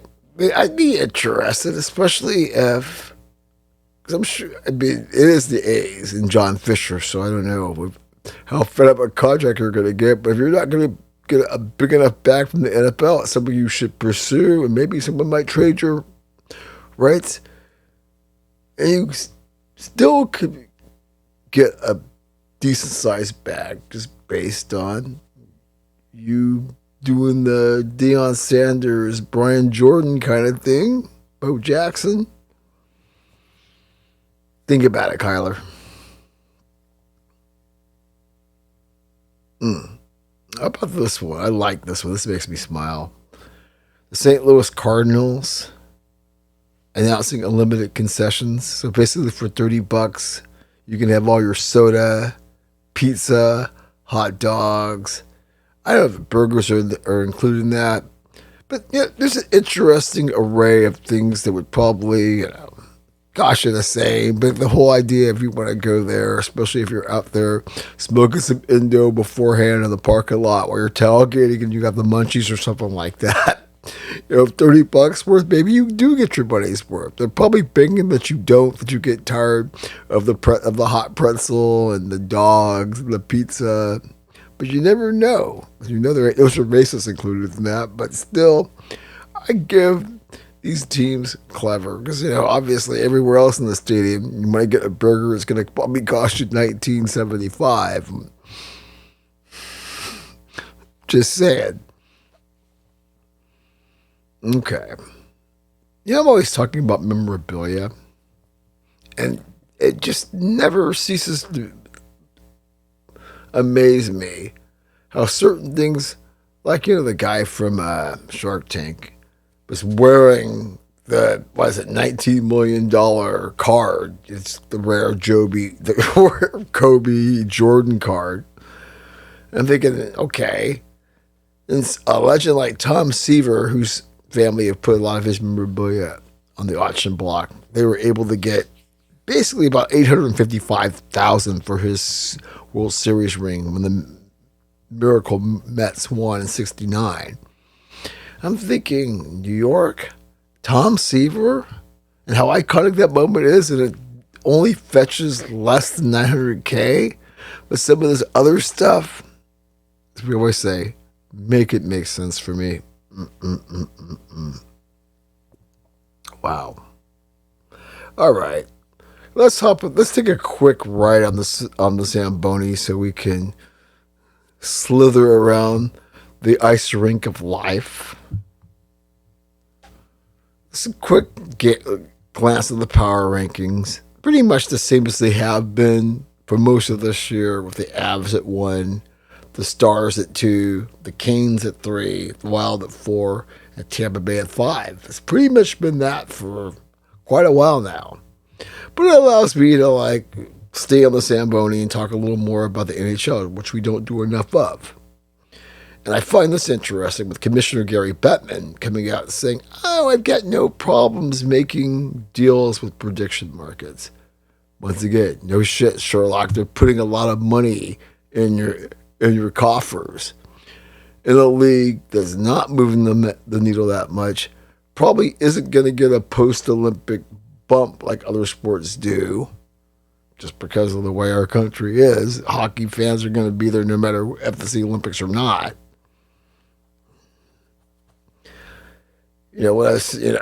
All these people I don't have a problem with it. Well, you should be asking some questions, as opposed to, no, they're writing us a check. But if that's what all it's about now, okay, I guess we don't have any problems with it. If there's questionable ethics, or not questionable, let's just say ethics be damned. Speaking of hockey, I mentioned this the other day, give Pat McAfee and all the flowers for clapping back at all the wackos that were coming at him for covering the tab for the men's hockey team, and all people still screaming at it. And I love, Stephen A. Smith. There are times when I can agree with him. It isn't that often, but I love it. He's basically told Megan Rapinoe, that Megan R., be quiet. Not everything has about you and your militants and all the oppression that you're facing, and that the patriarchy is so out to destroy women. That may be true. However, when it comes to a moment where we're all supposed to be united and enjoy something, let them do it. Then go back to ranting and, all of your alphabet mafia stuff. Fine. I'm not clowning on it at all. But at some point, you don't have to always be angry. And I love, like I said in Aftershocks, that, the men and women doing a get together on Saturday Night Live. Right? Stop trying to divide people and stop needing to make a statement. We know that with, the Sophia Wilsons and folks like that no one's going to give a shit about you in about 5 more minutes. You and Sue Bird both. So I guess, whatever it takes to stay relevant, because everybody's got a microphone. Obviously, I've got one. So doing a podcast isn't going to make people listen to you. You're going to have a certain echo chamber, but that's not going to be a relevant crowd either at some point when it comes to things that matter. That we know. Ooh, I know. All right. If I'm taking shots at Megan R., it means it's time for me to slip to the next thing before I stick my foot in my mouth. I'll be back momentarily.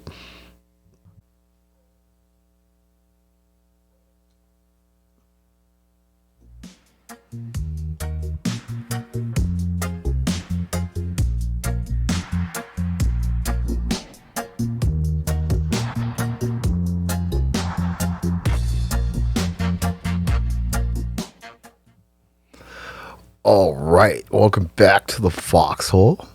Faithful host Kid Harlan here. Just was taking a little bit of the outside in. Oh yeah, as winter does its last lap. Not a perfect day, but it's fun to get outside for a minute. Okay, time to opinionate, editorialize, talk a little trash. Do that thing we do.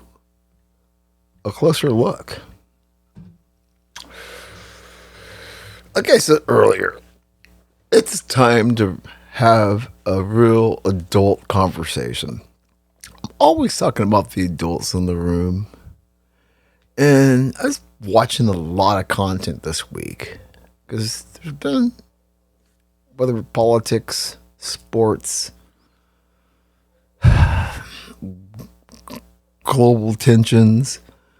So, a lot of content to consume, form opinions on, and the what. And college sports, the madness. And a lot of folks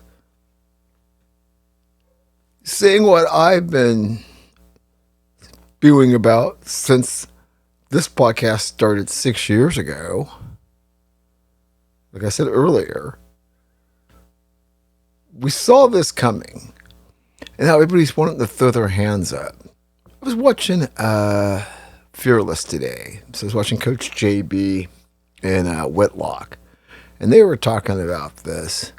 I know Coach JB, he's got a pretty warped view. He's not wrong, but I think he's got a certain stick that's obviously, trying to get listeners, that sort of thing. I'm not so sure he truly believes a lot of the stuff that comes out of his mouth.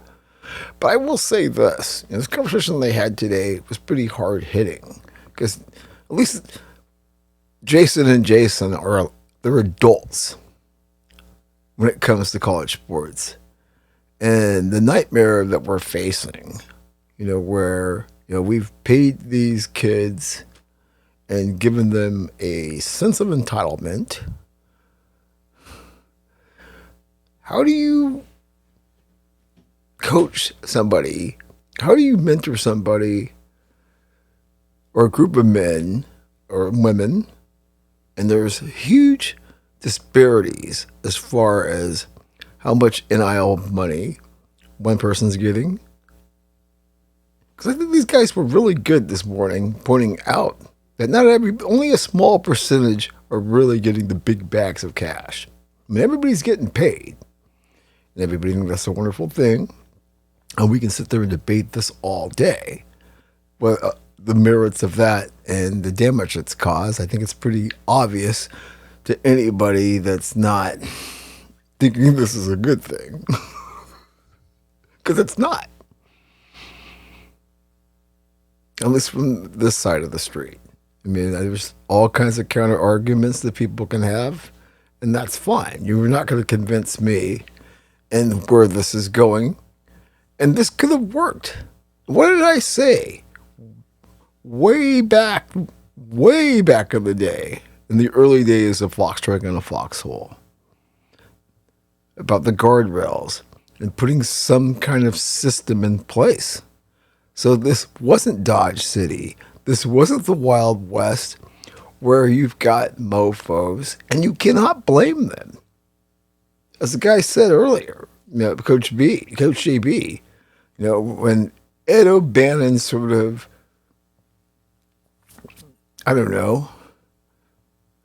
constructed a runway for this madness to take flight, and some of it being long overdue. But I thought even then, not to the extent that it's actually happened, because I wish I had that kind of foresight to actually be able to make some money in this lifetime. And I'm talking about in terms of the ingenious ways people would push the envelope. Because like with this kid with Ole Miss, Chambliss, big battle going on right now with him trying to get a 6th year, I believe it is, Don't think about the asthma problem he had when he was at a FCS school. And it's part of the scenery. Point being, NCAA is trying to fight back. And there's a lot of tough talk. Well, not so much from the NCAA, but Mississippi, go figure. And I've been saying all along, you can always find some whackball judge to go along with your nonsense. And that most of these things you are going to have to go to the Supreme Court. But this didn't have to happen. And how this keeps getting weirder, and as I just said, people are going to come up with ingenious ways if there is nothing to stop you from it. And something these people have talked about with the agents and the parents being greedy as ever and predatory as ever. As Flaujae's mom said, you're going to go out and get that bag. And that's what this is all about. And it's so far removed from what athletics at the grade school level, at the secondary school level, and then what college athletes and student athletes, and we've allowed this thing to be eroded. Man, I always had a problem with name, image, and likeness to begin with. I saw flaws there, and some of the problems that I just pointed out when I was going off on the rant leading down this ramp, in terms of the jealousies, which we really haven't seen yet. And I don't, as I've always, I always use that apprentice thing, how it's good for pretty much every other industry, but somehow in this one where, oh man, you shouldn't have to pay your dues before getting the big bags of cash. I mean, that's how you learn discipline. That's how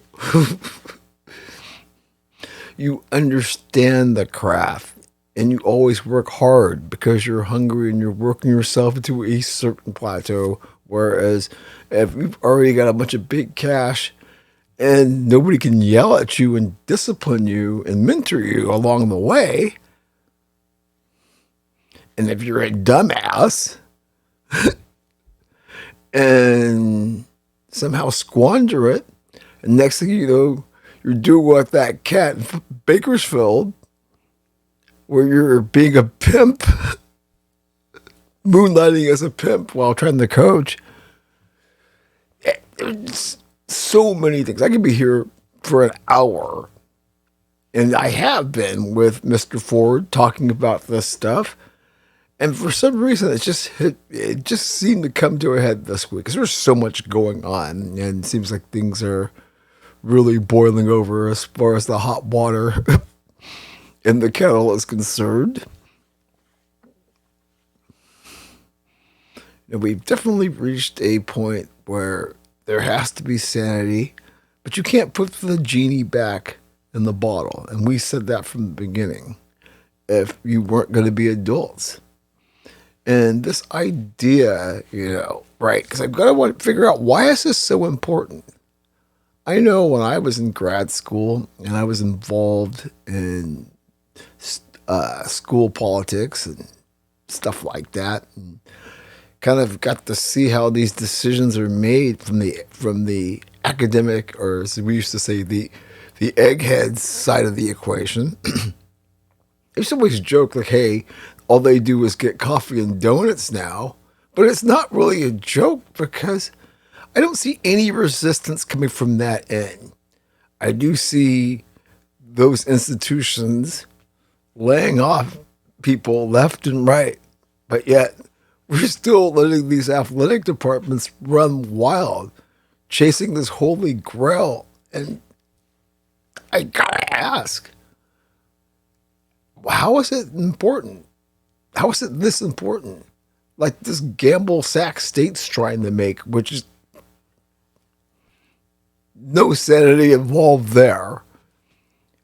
And yet we're okay with this because the adults will not get in the room. We gotta get the adults in the room somehow. I know Trump has had this round table and trying to get all the heads there, but it's like, this can't be a photo op, right? you need to like have your best people right now consolidating these proposals and try to get something on the books before the next academic year begins. Because the slippery slope we're far along is going to have all kinds of ramifications. And as long as you've got all these whack-ball judges out there who knows what kind of cockamamie scheme they'll say, okay, that makes sense. That was a restraining trade. Go ahead, 31-year-old, come play. Yes, I keep joking. What's going to stop somebody saying, well, if they can do this, why can't I go back and play high school and relive my glory? I mean, and that's just the tip of the iceberg. Because if I really wanted to sit here and write down 100 bullet points, and there's plenty of shows out there. This is just, kind of like a high level view of somebody looking at this, and has been saying this all along for those of you folks who've been following this with me. Nothing shocking here other than it doesn't seem to, as I always talk about that new normal we're angling towards, we seem like we're spinning further and further away from it. This is what I'm saying. All right. I ran it way longer than I needed to. Plenty of space down the road to talk about this, especially with some of the things I think are going to transpire here in the weeks to come as far as insanity on campus. Stay tuned. We'll get you out of here with the NFL report and some TMCA time when we come back.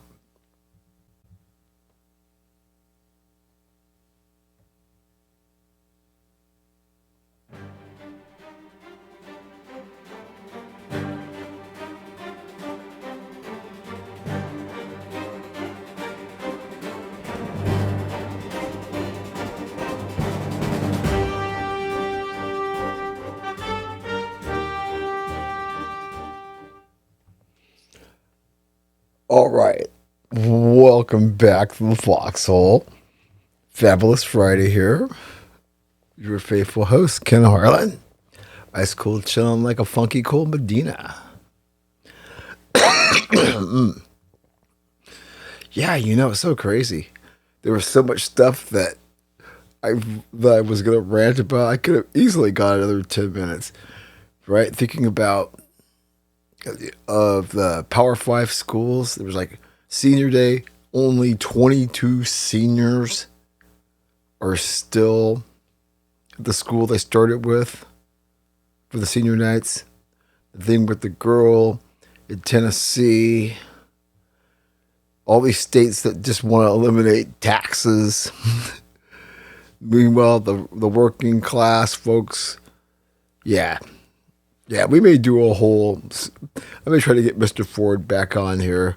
We need to sort of like unpack this because obviously, as Joe Pesci said, JFK, it's too big for you. Okay.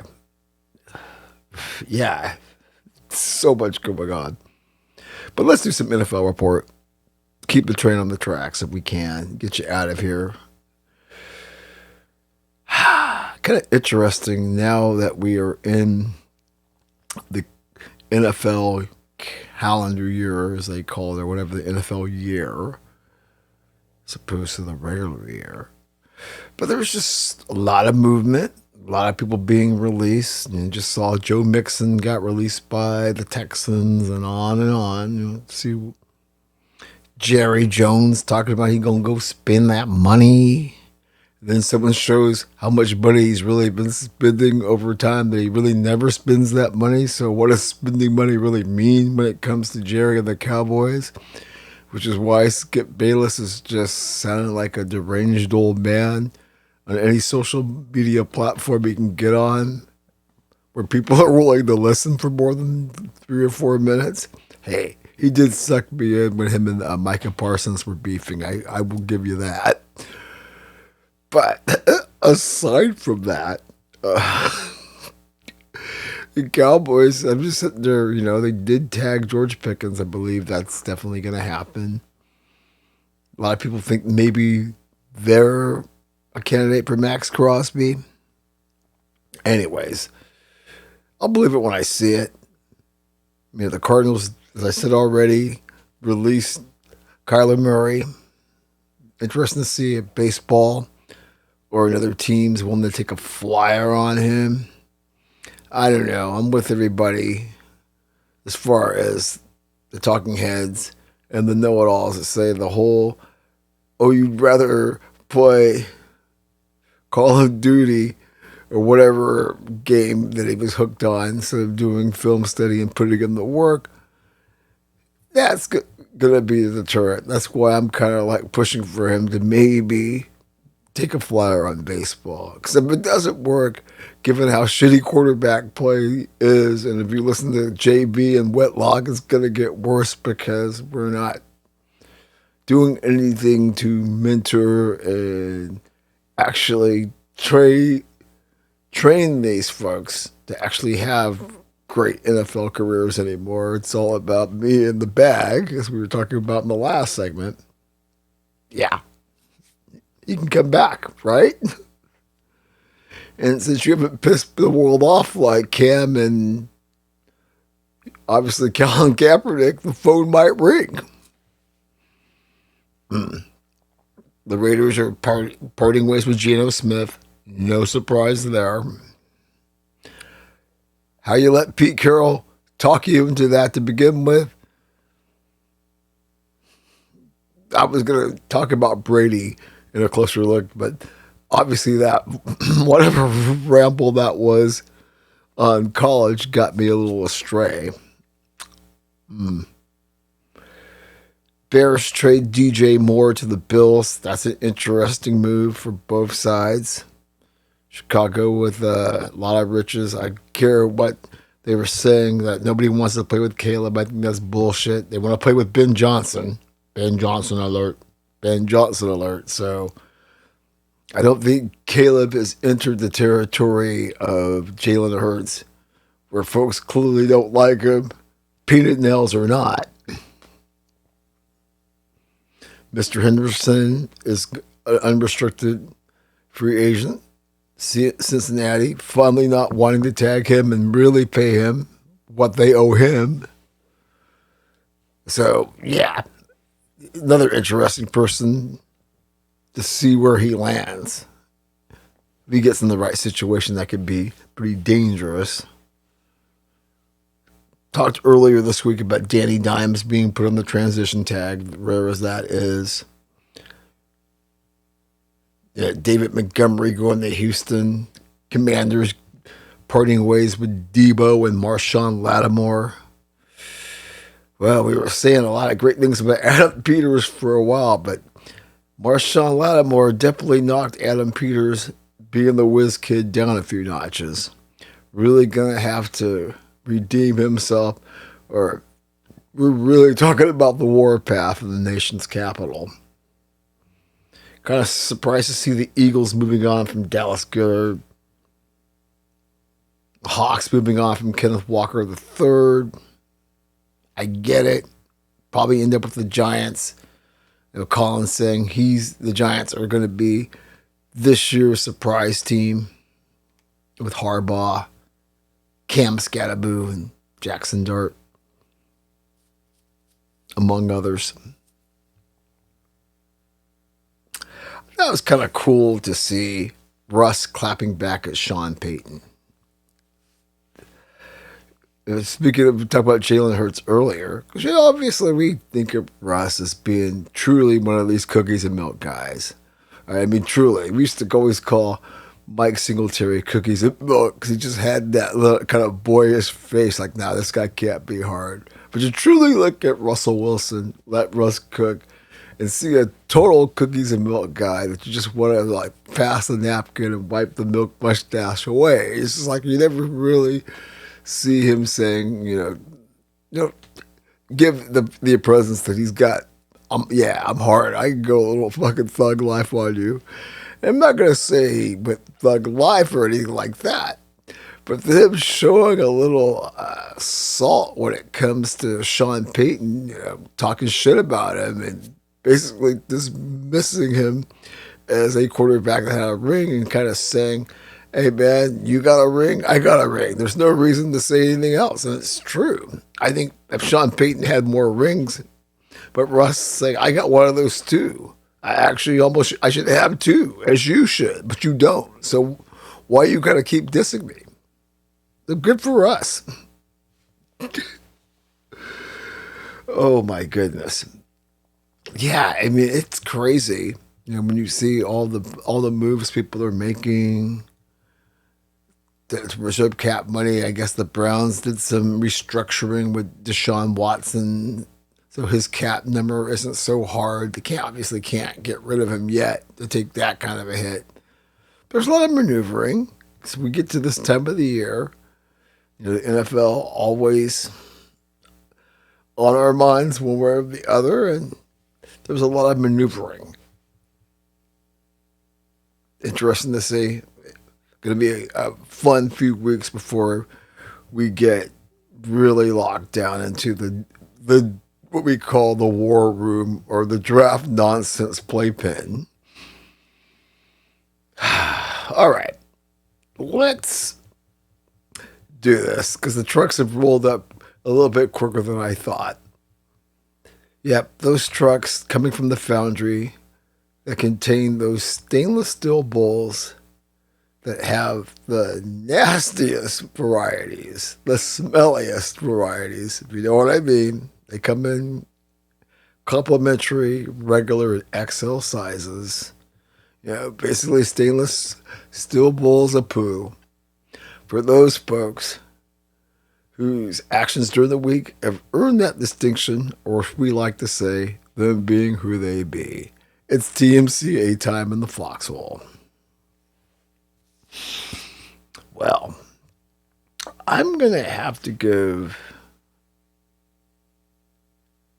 instead of all the details, this would be a 5 strip, 5 XLs, but we're going to call it 3 XLs. For this Cal State Bakersfield men's basketball assistant coach, who should have been nowhere near the program. I mean, so Bakersfield, the school, and their coach, they get 2 as well. So this is a 5 strip. Screw it. This is a 5 strip, 5 XLs. Dude's moonlighting as a pimp, working for the school and involved in human trafficking. I know at my school we had one of the coaches being a drug lord at one point, the coach of the women's basketball team, but being a pimp. I think that might outpace that one. Wow. Yeah. So much to unpack with that one. I don't even know where to begin. I gotta give 3 XLs for this one. Dylan the Villain. Dylan Brooks. Are you kidding me, brother? Getting a DUI. I know you've been injured and you need to be out with your mates and whatnot. But you mofos still getting DUIs in the age of any way to get home.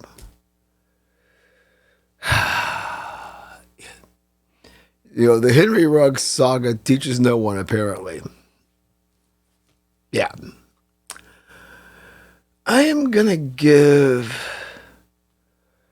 Arik Ogabali, of the, right, I forget what WNBA play. She's a major player of the WNBA. She was on the squad that won and Unrivaled. They were having a party afterwards and, trying to be a tough guy. Rolling like a G like that, hitting a security guard with a closed fist.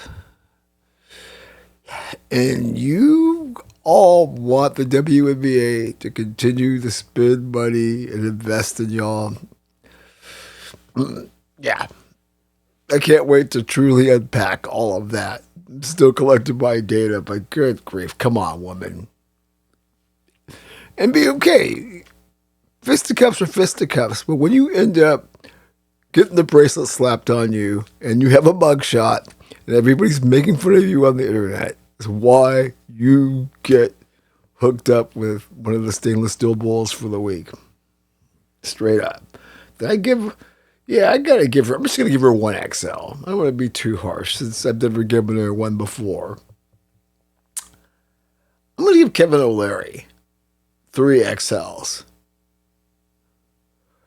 Wearing that $19.5 million rare Jordan and Kobe card as a necklace. It's just to say I'm an asshole and the world's suffering. I don't care what you give the charity. The fact that you own a Jordan Kobe card that's worth that much and you wear it around as a showpiece. Complete elimination of what's wrong with this freaking world. Yeah. I'm going to give Cameron Brink a regular. We like Cam, so I don't think she deserves an X. No, she does deserve it. Don't be soft on Cameron Brink.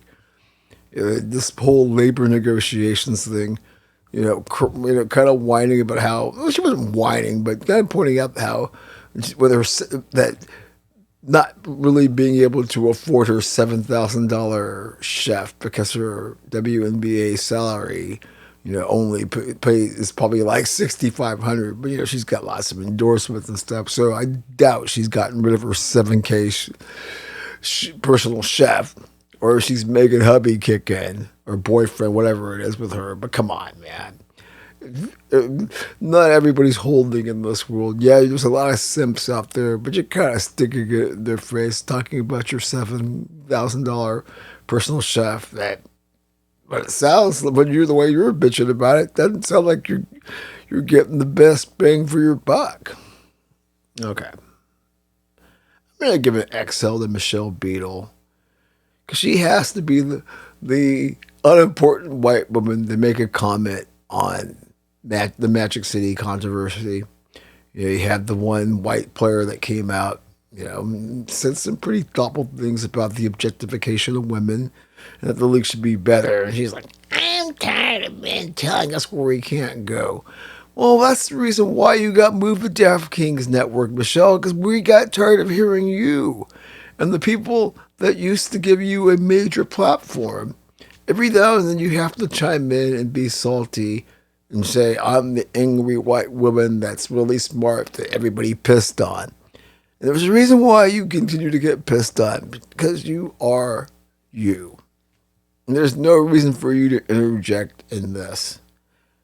Okay?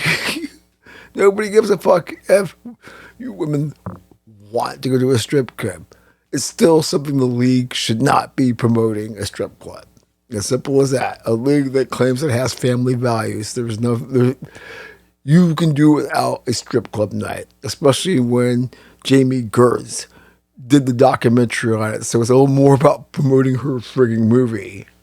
I tell you, just want to take a shower when it comes to all this nonsense with these people. Anyways, move on. I spoke about Miss Ungwali a minute ago. How about Paris Gaines, the Memphis women's college ball player, going all thug life on people, and she ends up in the bracelets. Ladies, if you're going to do all this thug life and try to fucking do your best. Oh man, I can't even get that one out. I'm laughing so hard, but basically, if you're going to be all thug life and roll like a G, can you not end up wearing the bracelets? That's definitely worth an XL. You got to end up in the bracelets and a mug shot.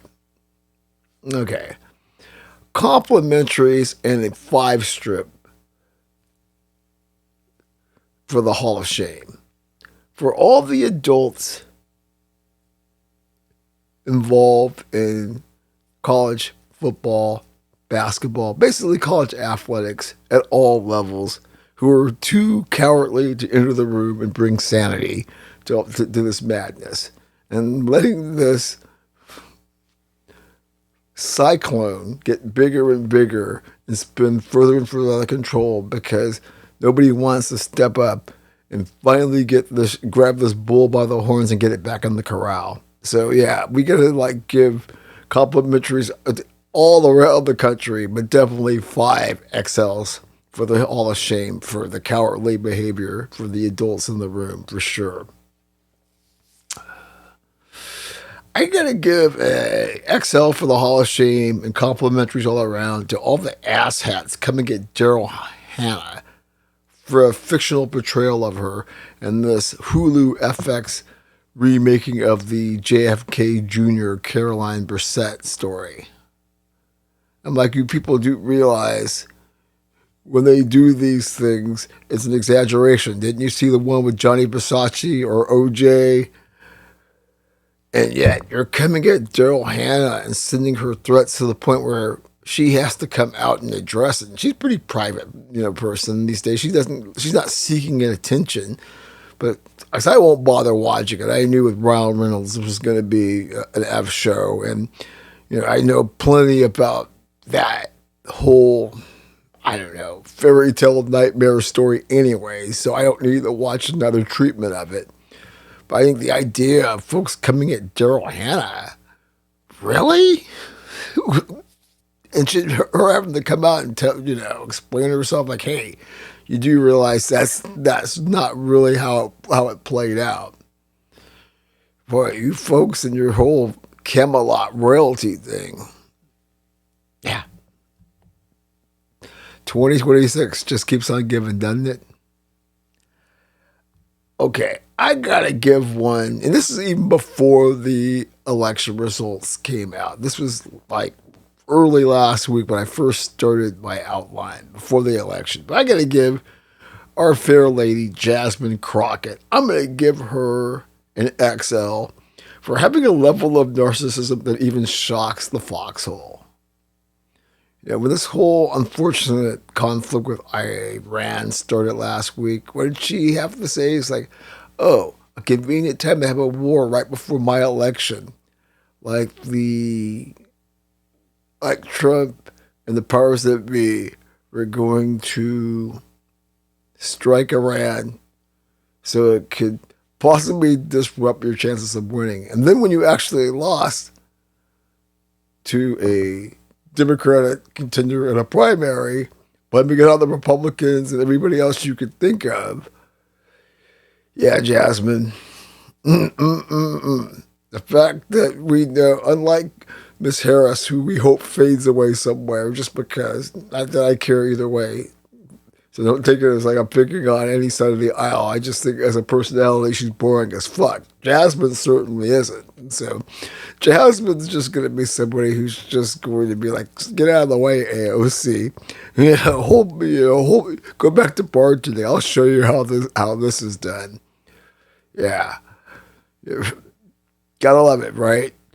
A prep school trained